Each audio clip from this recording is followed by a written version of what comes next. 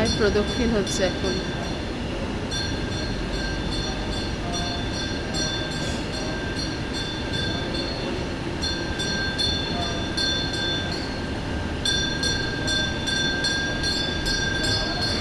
অপূর্ব দৃশ্য, আমি কোনোদিনই দেখিনি।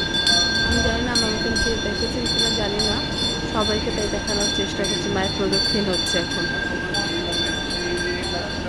অসাধারণ একটা দৃশ্য, মায়ের অনেক আশীর্বাদ কথা এটা দেখা যায় না। আমি এখানে বসে দেখছি, সকাল 8:30 বেজে গেছে।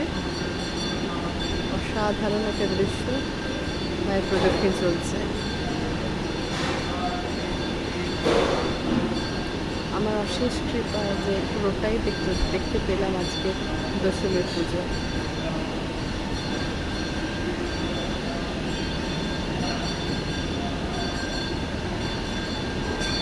পেছন দিয়ে ঘুরে আবার আসছে।